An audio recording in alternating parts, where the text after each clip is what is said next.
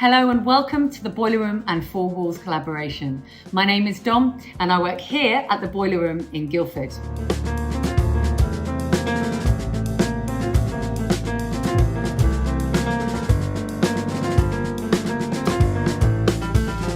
Over the last few weeks, I've had the pleasure of interviewing some amazing and inspiring artists from all over the globe. First up, we have Brekky Boy. Brekky Boy is a jazz musician, composer and surfer all the way from Australia. We chatted lockdown gigs, how the ocean inspires his music, and also what it's like doing a gig on a snow-capped mountain. This is Brekky Boy. Enjoy.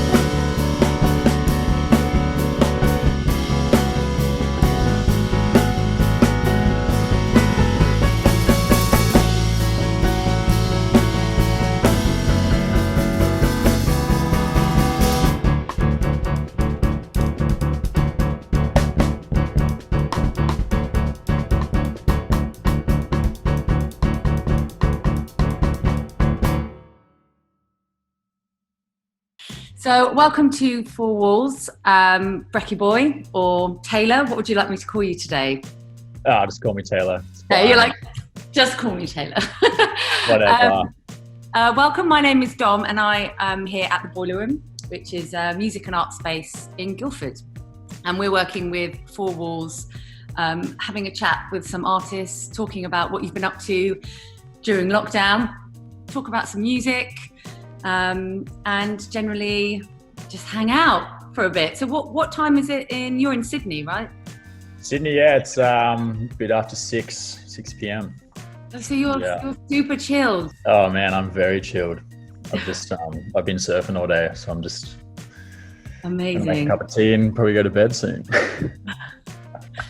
Well, first of all, I was going to go in with a really cheesy question and be like, Brekky Boy, breakfast. I just had porridge. Is Brekky Boy to do with breakfast? Oh man, yeah, everyone asks.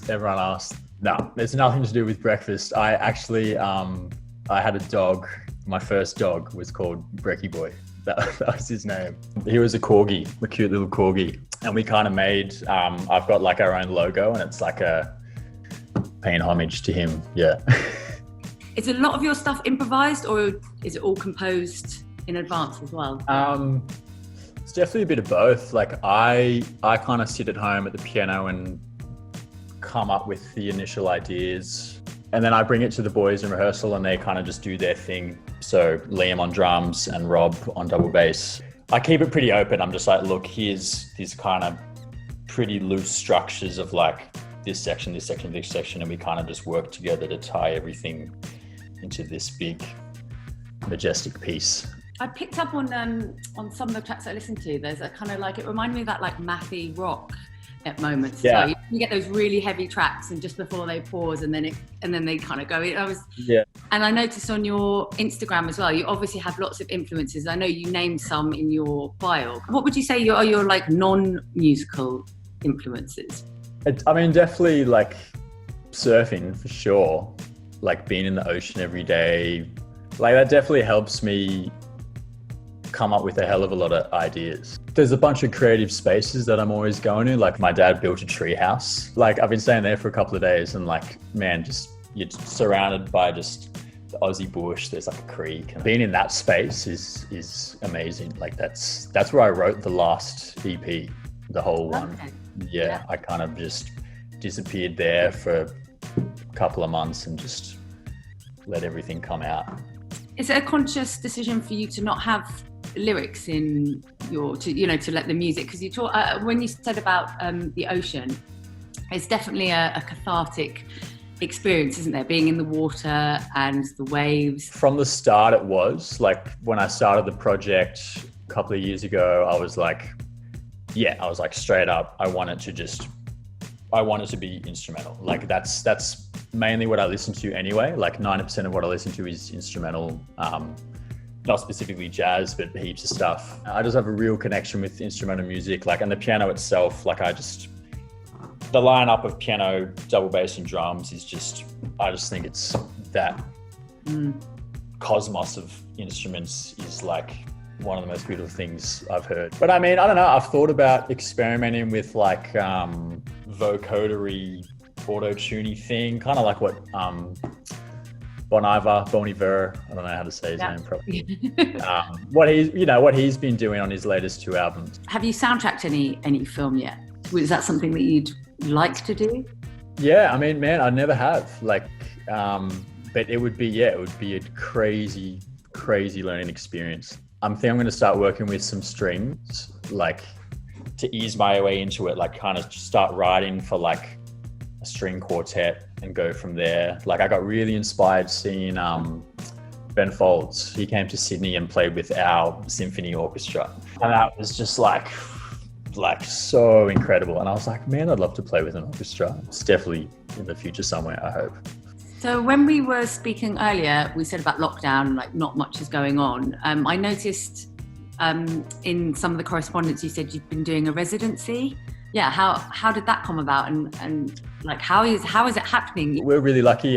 This venue called Foundry 616, they reached out to us and said, look, I think it was from March over here, everything just went and we were in lockdown and stuff, but then June everything opened and they just were like, look, do you just want to play? Yeah, we were just so incredibly keen to perform, and it's been great. Like it's everything's obviously like really small capacity, like only I think about 45 people in there. The crowds have been awesome, and we've been, that's given me the push to keep writing new stuff. So tell me how you got to play on like a a baby, like a white grand piano that got helicoptered in. What was? Oh, that was one of the most like random things I've ever done. Like they'd seen me, in the project. It was a South Korean film crew, and they needed, but it was based in New Zealand, and they needed a piano player to fly over and play on this on the top of the glacier next to Mount Cook, their highest mountain. And I was just like, sick, let's go. Like, yes, of course. Yeah, it was for it was like for a it was like an advertisement for this brand. It was like similar to Kathmandu. It's called Black Yak. They make like big jackets, and so they'd chuck me in this helicopter and just fly me up to this glacier. And I'm just like, what is going on? And I'm like, and then I just see the next chopper come with this massive grand piano just like dangling on this big hook. Just wow. Like, and they lowered it in, and I had to play with two violinists. And we did this like really short, like epic sounding song. And then the ad came out, and it was the ad was like a 10-second ad or something. But you see me like for yeah. So did that experience inspire you for the filming of the single that's up on YouTube, where you guys are on a kind of like sandy terrain? How did them? Yeah, we did two. We did one right near where I grew up on a mountaintop overlooking the ocean and stuff, and we had to get in that upright piano there. Was like such a mish. Like, I bet. There were like I don't know, like 7 of us carrying this thing, and we were still struggling. Like it. But I think our next one is going to be, there's a bunch of like really small rocky islands, like way out to sea off the coast, and I want to get a boat out there and put all the stuff like double bass drums and just like ship it out there, and then somehow offload it onto this rocky outcrop. So currently, what does the future hold for you guys? Like you said, you're doing your residency.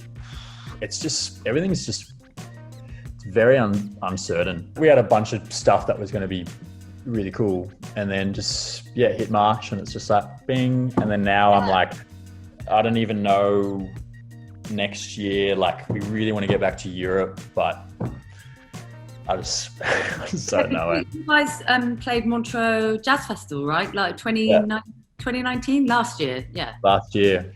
So we were this collective of the house band. So we'd rock up to this venue. It would start at 11 p.m. and it would go right through to like 6 a.m. like every night. For like 16 nights. Like 16 nights. Like, it was so full on. You'd have all these incredible musicians from around the world just rocking up to this jam. In walks in like Jacob Collier or Shania Twain. Like, yeah, I saw that with Shania Twain. I was like, okay, this is maybe where this is going. Wow. Yeah.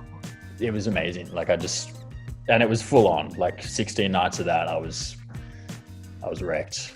That's sounds exhausting, but it sounds like I bet you're just buzzing and vibing off it all, right? Like, everyone was just fully. Like, it's you and you get, if there's another piano player, then I just jump off.